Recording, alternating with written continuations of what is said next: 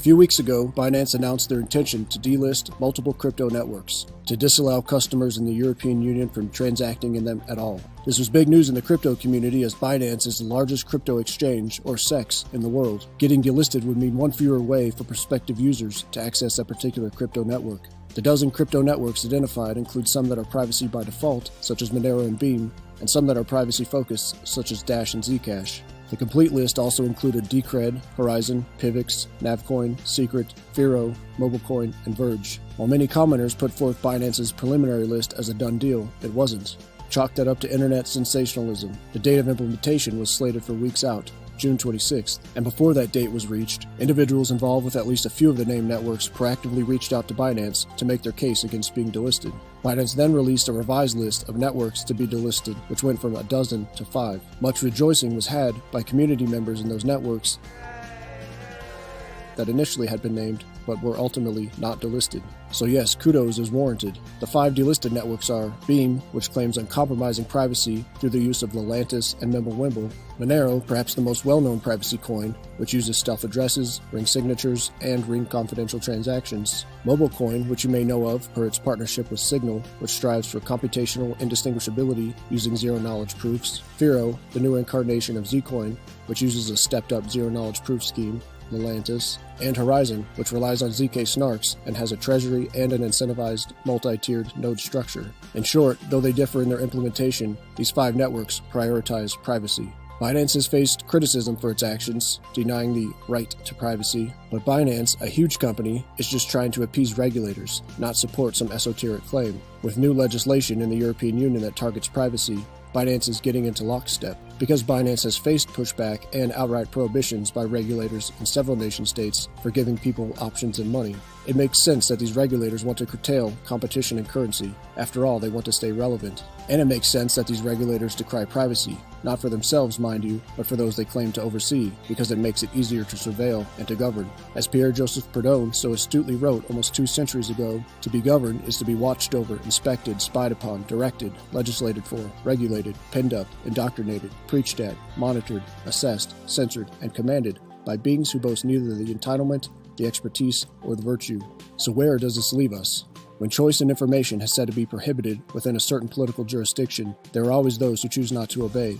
Free people operate in the parallel economy, vote with their feet, and now, in the digital age, use VPNs to circumvent online censorship, to access and share information. But Binance, in their attempt to remain friendly with regulators, actively works to prevent this. In fact, they claim to employ 750 experts to comply with regulators and to thwart those using VPNs. Again, Binance is a centralized, permissioned exchange. As such, they align operations according to the whims of regulators. They demand your information, they set limits, and they control your funds. An alternative is a decentralized exchange, or DEX. Early versions include Bancor and Bisq.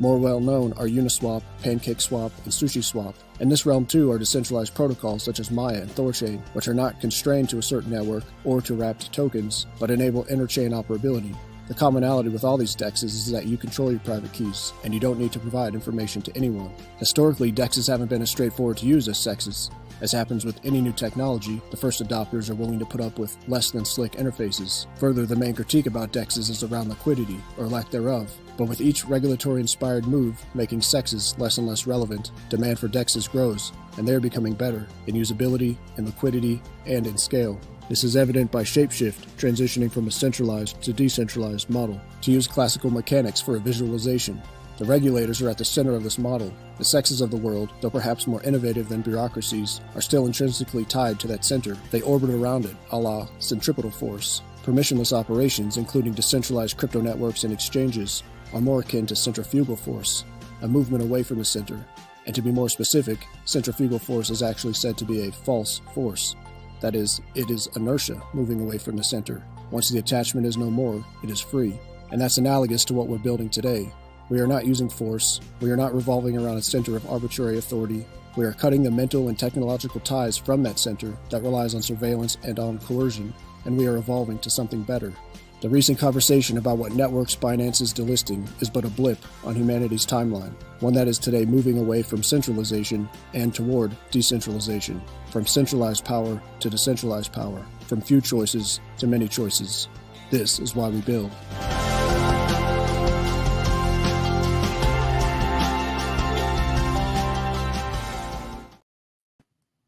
Hello, everyone. Welcome to Incubator Weekly. We're happy to see you.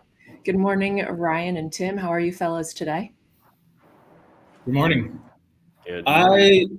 I love those intros. I love the work that Pete's doing on those.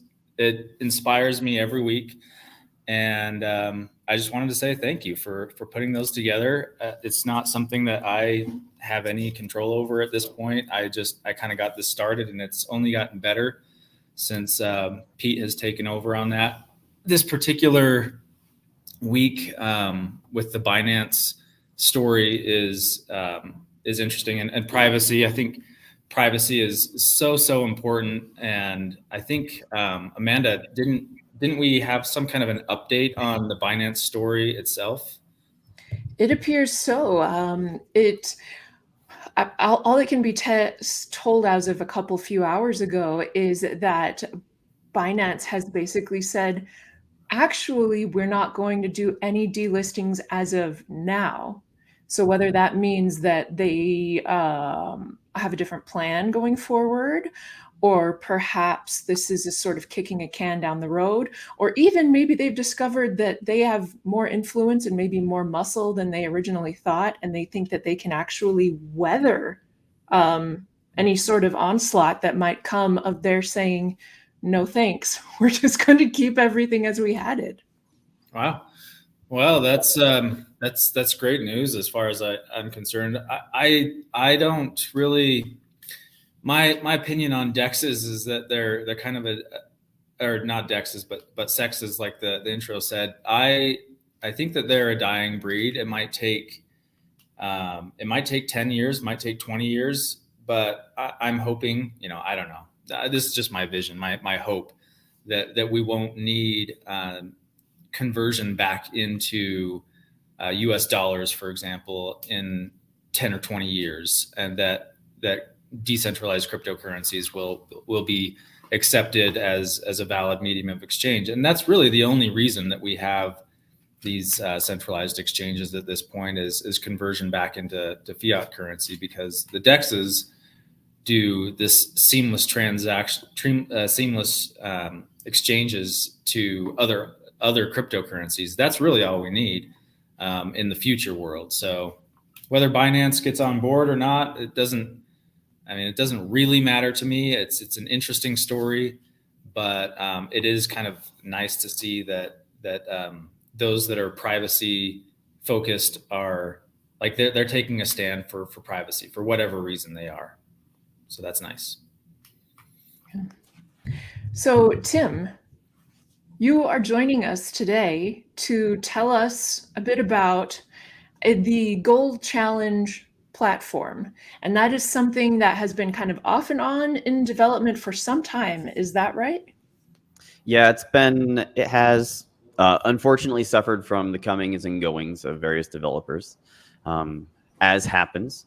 And unfortunately, at the moment, we don't have any visuals to share because of that, because the account that it's hosted on is down for the moment. But we'll get that spun back up this next week so we can continue the development on it. The biggest piece that we were waiting on was some of the finalization of being able to create a wallet through API and then be able to log in via platform onto it. Other than that, the development of the core product is complete, which is one of the exciting ones that, like I said, we've been playing with this one for about 2 years now.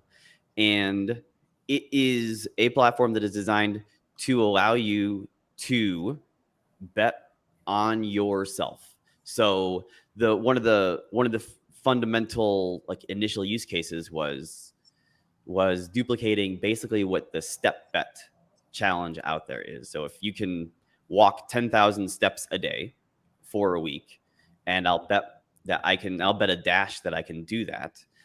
And if I can find a group of friends to also say, hey, we're all going to walk 10,000 steps a day. And at the end of the week, if you don't walk that 10,000 steps, then you lose your dash. And then everybody that did splits up the entire pot. And so it's a way of motivating yourself to complete challenges, to better yourself. You can as soon as you start to think about it, you can see that the sky's the limit as far as what you can bet on. And then especially using the Internet of Things and using various APIs, you can begin to say, well, let's just automate that and make it so that I don't actually have to record how many steps I did, but I can log that through my Fitbit or log that through my Garmin watch or something like that to come in and then using smart contracts eventually be able to just make the whole process as seamless. So I log in, I connect what needs to be connected, and then I connect my wallet, and then I can join all the various challenges and then increase the network of people using Dash. And it also gives a really organic way for introducing new folks into the ecosystem, because it becomes much easier at that point. Hey, join me on this challenge. We're going to read a book. We're part of a book club. Let's everybody join the book club, or we're part of a running or a cycling group. Let's everybody join that and be able to link whatever it is that you're using to track your mileage or track your activity. And does the app allow, is it all like self-reported? Right now, the minimum, the MVP of it is all self-reported. Getting into, and we wanted to just get this piece built and like rely on a little bit of trust and community trust, and understanding that if you're lying about your challenge that you bet on yourself, then you got bigger there's problems. probably some work to do that you have, and maybe that should be the next challenge, is to not lie about whether I accomplished how many steps I took. I think that's a good approach. I think something like this is the main purpose is more like it's just a fun thing that you do with friends, and it's like, we don't need this fully trustless system that's going to guarantee the payments. Automating the payments is nice because it makes the fun part even less financial. So I kind of like that approach. You can put like the automation is good, because nobody really wants to deal with like I'm gonna I don't know, I'm gonna transfer you. I guess there are things like Zelle that make that easier now with the traditional banking system, but if it's just like a push button, okay, now I didn't accomplish the goal, and it just sends out the little bonus dash to all the other people in your group. I think that's exactly, because I've participated in various forms of these over the years, and they always eventually implode on themselves because of the effort of whoever took on the organizing of it, to make sure that money gets collected at the beginning of whatever the bet or the challenge is, and then money gets distributed at the end, and then everybody checks in, and this making it a platform, making it a digital platform, which then broadens the horizon of who gets to join, but then also takes a lot of that work off, so that if I want to organize doing push-ups every day, then all I need to do is organize doing the push-ups part. I don't need to make sure to collect money from everybody, and then I don't need to make sure that I record that everybody did their 50 push-ups that day or something like that, and then send that out. But the platform can actually handle that piece of it based on everybody's individual inputs. Yeah. I think going along with that, one of the things that comes to mind right now immediately is, well, how many of my immediate friends in the real world actually own any Dash? And so that might be the trickiest part, is having them own some Dash. So what do we do about that? Like, do we give them some Dash so that they can bet on themselves, or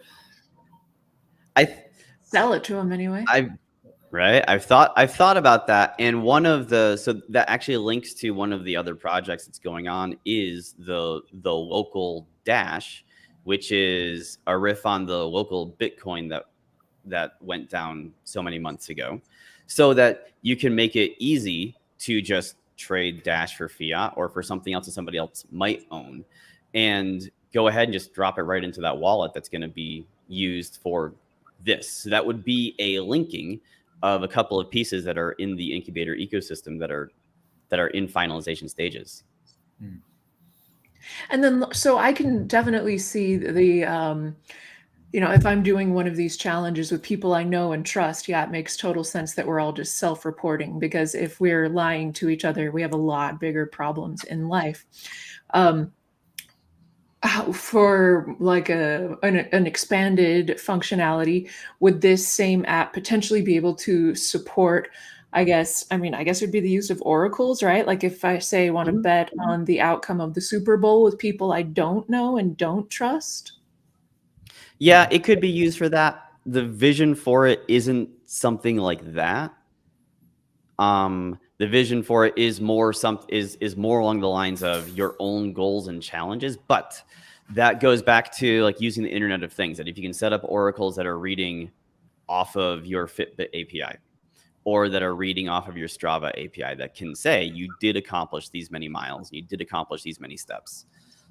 I mean, at the end of the day, that's kind of that long-term bit. And there's always going to be challenges that are very real world that you can just lie and say that you accomplished it. At the same time, the whole point isn't to make money off of it. So if I don't complete the challenge, I'm not really stealing from you, because your purpose behind putting the dash in isn't to win my dash, but to actually incentivize yourself to not lose that dash by actually accomplishing what you said you wanted to. I was just going to ask, what's the story for those of us who have no friends? Can we use this? You can use this to find friends. No, I was actually thinking more like, is there a solo version of this where you just put up the dash and then maybe you can pledge it to some kind of charity, or you could burn it or whatever. Instead of it going to a group of friends, it just goes out of your wallet. Because you didn't do those push-ups every morning. Something like that. I don't know.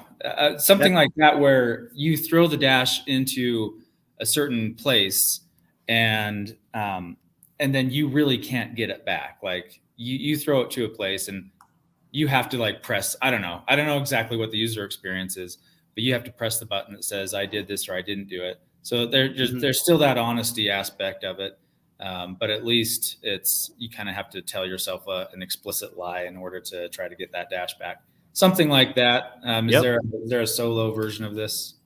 There is. So you can set up a challenge just for yourself and not make it public, keep it private, make it just your own thing. And as part of it, you define what is the receiving address for the proceeds from the bet. Gotcha. And so when you join the challenge, you actually send the dash into an escrow address that then the platform will then distribute from. And so if you make your recipient address a nonprofit or a charity that accepts dash, or you can just send it to a burn wallet, or you can send it to Ryan Gull. Mm-hmm. I know a lot of YouTubers that I would love to donate to, but I just don't get around to it, or I don't, there are various reasons, but this might be one of those things where you could have a list of like freedom-loving activists, for example, that would love to accept your dash if you don't complete your challenge. So I like this idea. It's kind of a bummer that we don't have something to show right now. Tell us again. We have the code base, but for some reason the developer just hasn't got back with us, and the hosted version went down or something. How can we have some other developer pick this up and just deploy it? Because I'm assuming I think it was a Netlify link that I saw, and that's just really easy for anybody that has the code base and a Netlify account. They could just push it up to their account and it's deployed again. So maybe we can get that going soon. We have both the Heroku. The Heroku account is the one that is down. The Netlify account is incomplete, and so you can't get beyond the login screen. Gotcha. All right. Well, anything else to say about this particular bounty then, or this particular project? Do you need nothing else in particular? Do you anybody that's listening, if they think this idea is interesting, One of the challenges of incubator work is you have these, we don't have contracts, we don't have employment agreements with anybody. It's just, you kind of show up, you do work if you want to, and then a lot of times people lose motivation or interest, and that's why we have people like us that kind of pick up the pieces and put new developers on it when that happens. So if you're a developer, you think this is an interesting idea, do you have any idea of what this was written in, as far as technology stack goes? It is Node.js. Okay. And so I think this does point to, one, we're always in need of developers. There's more ideas than we have minds and keyboards to throw at them. And you don't have to program or write for the blockchain. You can, most of it is traditional. The state that we're at right now is a traditional web app. Yeah. So it's written in Node.js, but it doesn't have to be, but that happens to be because the development team that we had working on it, that was what they wanted to work in. And so that's what they worked in. We didn't come up with a requirement that it must be a Node.js. So we don't typically have, well, this must be written in Ruby, or this must be written in PHP, or this must be written using whatever framework. It is whatever framework you want to be able to use, as long as it's a compatible framework that can be deployed across the internet. Great. Okay. Well, I hope that sort of call yields an interested individual. And aside from this, what we're going to wrap up the show with today, since we have not one but two current incubator strategists with us, is to give a heads up on the change that we mentioned on our Twitter account last week, the change that's coming to how Incubator makes funding proposals to the Dash network going forward. We thought it would be a good idea to give you a bit of a heads up now, so that when the change happens, it's not a surprise, particularly if it may be that the change is evident like a day or two before our next quarterly call. So this will be sure to have us all on the same page. So Ryan, would you care to kick us off on this? Yeah. So we have the three incubator strategists right now, Tim, myself, and Ash. And next quarter, we have our quarterly proposal coming up, and I think we're going to do our quarterly report in 2 weeks from now. Next week, we're going to be talking about a privacy project that we're working on. Hopefully, I think that, yes, I have confirmed that that's happening. It's a developer that I know well, and so definitely not going to drop out unannounced. So yeah, we'll be talking about privacy next week, and then our quarterly proposal, our quarterly report the week after that. But before we get to that point, that's 2 weeks away, and we will have submitted our proposal before that. So the heads up here is that you're going to see 3 proposals from the incubator, one from myself, one from Tim, and one from Ash, and we'll all be requesting different amounts based on the projects that we have personally. And so this will be explained a little bit more in detail. It will also be accompanied by a rule change in the incubator that kind of specifies what this is all about.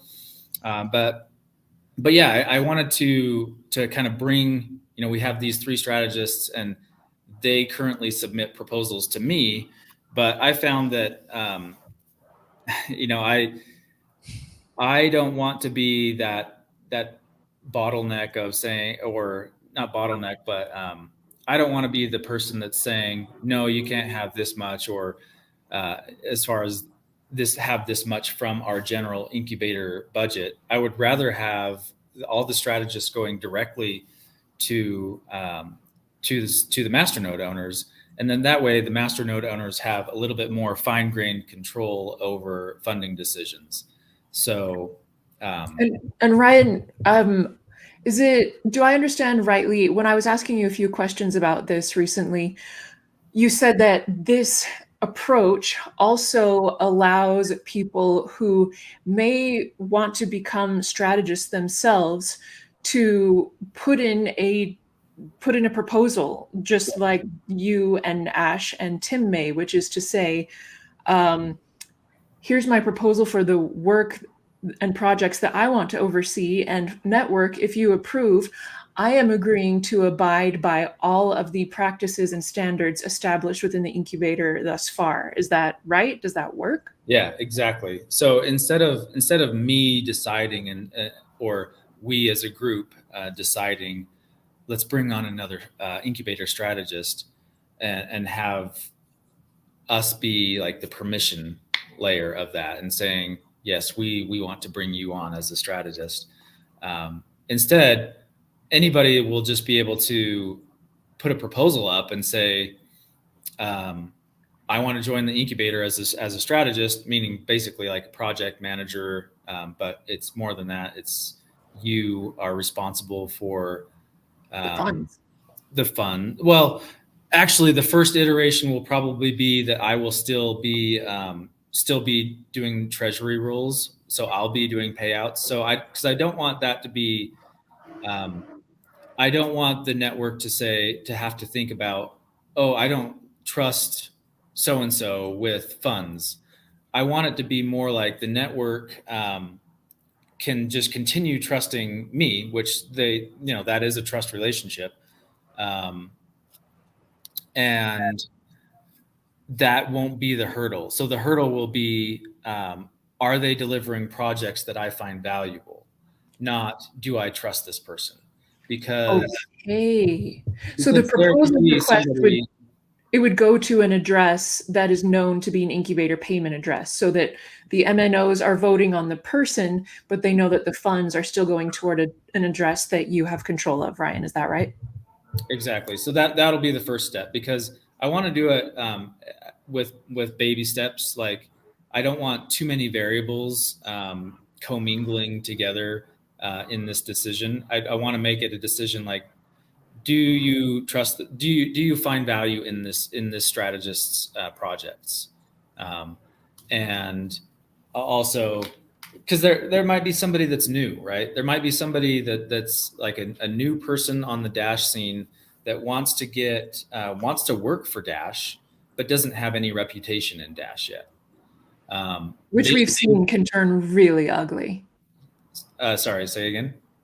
Oh, I just said, which we've seen can turn really ugly. Like when newcomers try to come and be like, hey, this is who I am. This is what I'm about. It can turn very ugly. The system by nature is kind of like a trust system, honestly. Unfortunately, that's what it is. There are a few developers who are stepping up and then saying, I'm going to take on the risk of delivering before I even ask for funds. So Dash Money, I think was his name.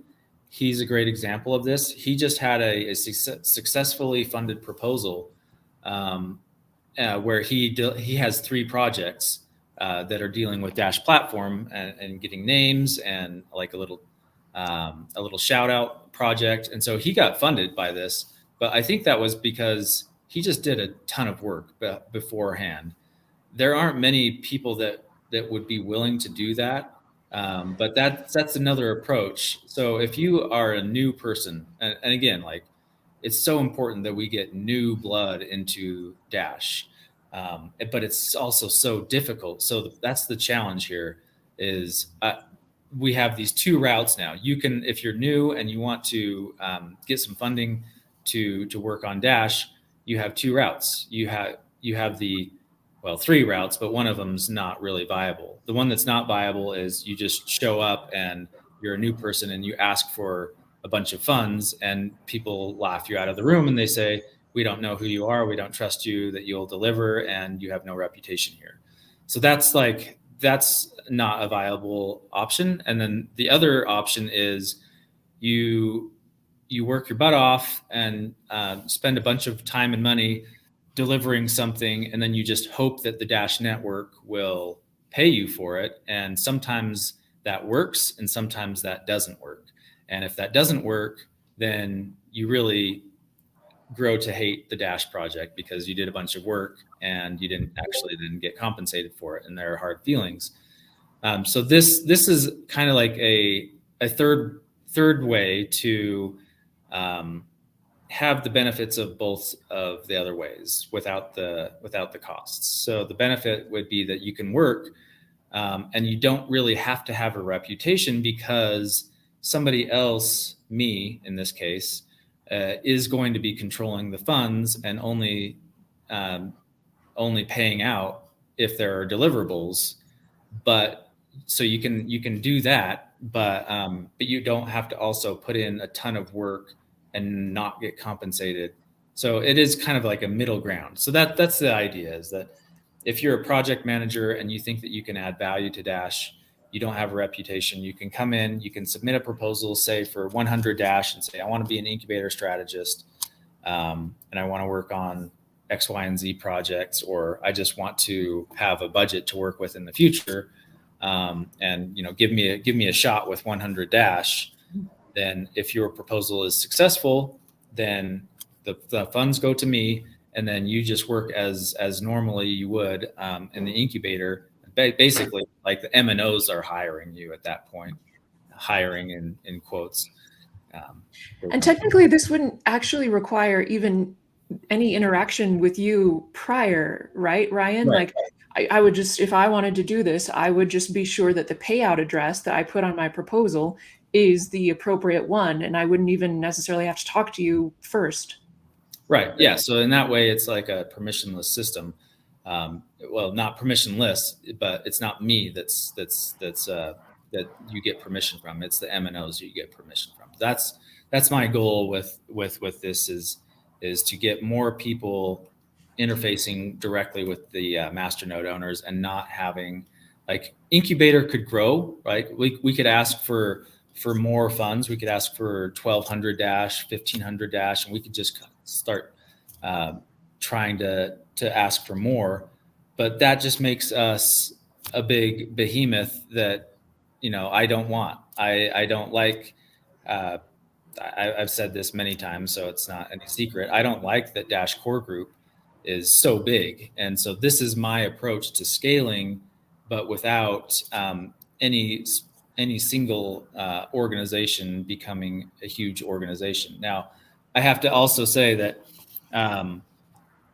it would be nice, and my goal and my desire would be that these independent people, me, Tim, Ash, and anybody in the future who become incubator strategists, my goal would be that would be a temporary stepping block, and that at some point, once you've gained enough reputation, then you would graduate from the incubator and you would become your own thing, and then you would deliver. You would submit your proposal under a rebranded organization name, and then you would have your address, and you could carry along with that your own rules. You could tweak the rules. You could keep the rules of the incubator, but now you're not an incubator project. You're your own thing, and so you've kind of graduated.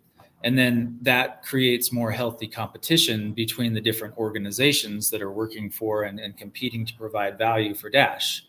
And that competition is what really will drive value, because right now there's just not a lot of competition. So basically anybody that can do anything can kind of get funding. And there's a big rabbit hole of discussion about whether that's good or not.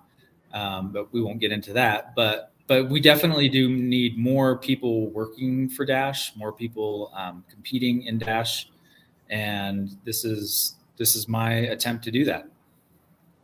Okay.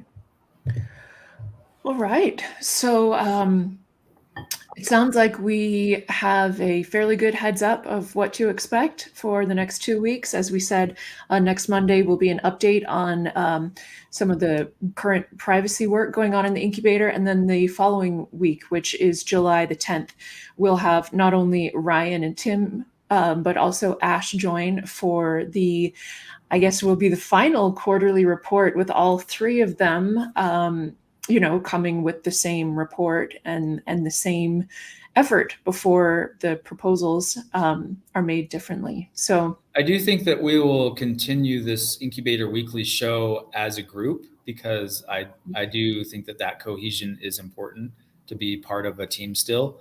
But it's kind of like, there's a little bit more competition. And again, masternode owners have more discretion about who they fund, and they don't have to defund the whole incubator, or they have to fund the whole incubator as one package. They can kind of have a little bit more fine-grained control. But I do like getting together and having these Incubator Weekly things. And I think that will probably remain more or less unchanged. But again, once somebody is not part of the incubator and has rebranded and has their own organization that's continuing to work for Dash, then it would make sense for them to not be part of the Incubator Weekly show. But until then, we'll probably continue as we've had in the past. Okay.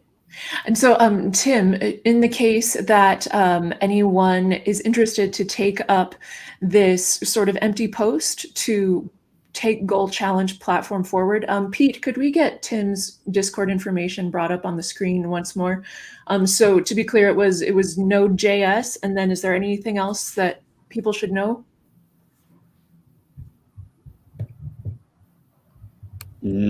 At this point, no. The biggest thing is getting it rehosted.